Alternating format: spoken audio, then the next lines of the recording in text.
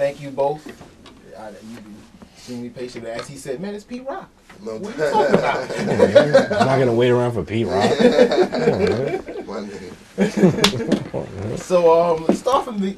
I don't know. Is the track from New York's Finest the beginning? Like, how do you? What's the history between the two of you? Well, I used to listen to his music when I was trying to make some. You know. But when we officially met, I think was. Was it to? Where did we meet at, man?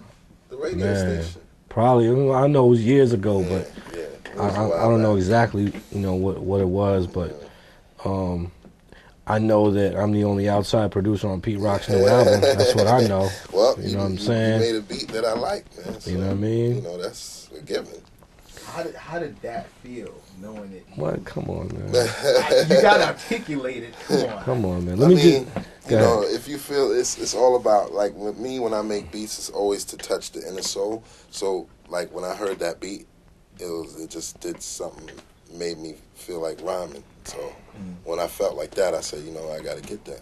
Were you actively looking for other beats, or you just happened to come across one of his? Just came across it, and he had sent me through the email, sent me a couple, and out of the couple, it was like that one stood out the most. Okay.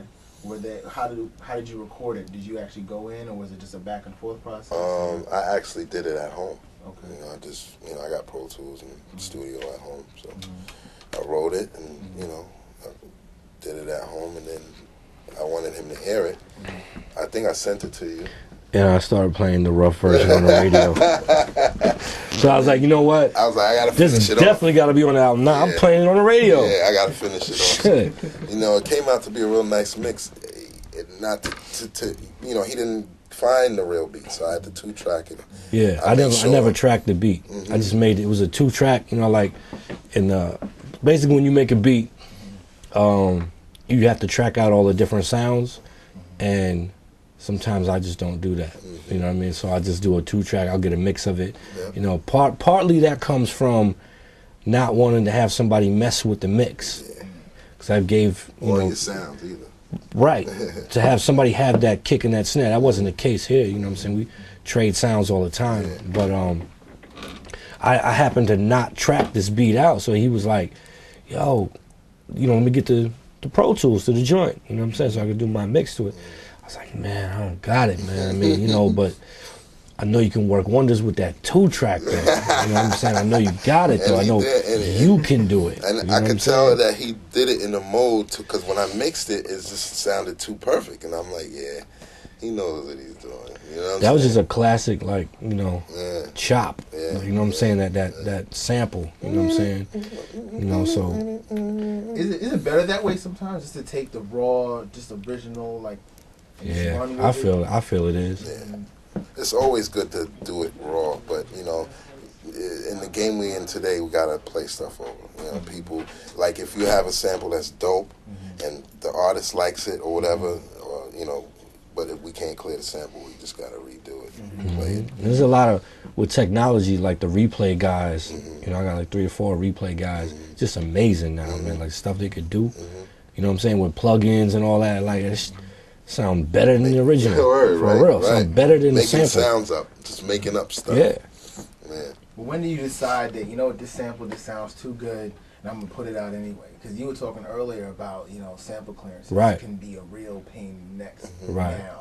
Like, when you just decided, this sounds too good, I'm not replaying it, I'm not paying $100,000. That's the greatness of being independent. Right.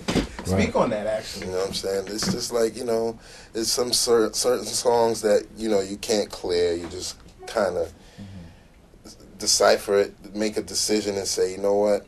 Screw that, man. This is a dope song. And then when the audience reacts to the beat, then you're like, man, screw that, man. I'm going to give it to the people, man. Now, how much do you have to actually clear these days in terms of classic breaks? So, for example, 914 uses a classic drum break. I believe it's a skull snaps. But who clears skull snaps? Well, I mean, sample clearance, you do have to clear that stuff because it's noticeable drums. Everyone's used it, not only me. Lots of producers. You know what I'm saying? So it's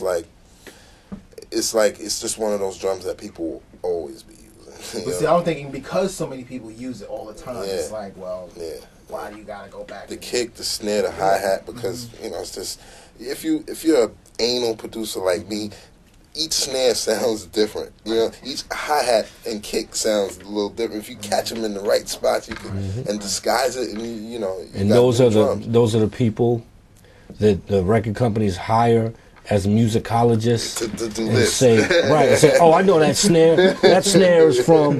That's the meter snare. But Right, And that's it is. I'm glad you use skull snaps as actual, you know, because you know that's only one of plenty. Like Of course. any, like, as much as Impeach the President has been used and chopped up and redone, and you know, like in the early days, like when it was just SP 1200, like it had a certain EQ to it. Like Top Billin' sounds way different than if you was to sample it right now, just directly. You know what I'm saying? Just the sound of it. Right. That's what I'm. Right. Exactly. Like it. Exactly. But you can, if you know those sounds, if you're a producer, if you're a beat maker, and you're familiar with that, you're going to be able to hear it, whether it's filtered, whether it's chopped up, EQ'd. So you got to be on top of your game, man. Yep. You know, so. You know what you're doing. Or else you're going to be in court.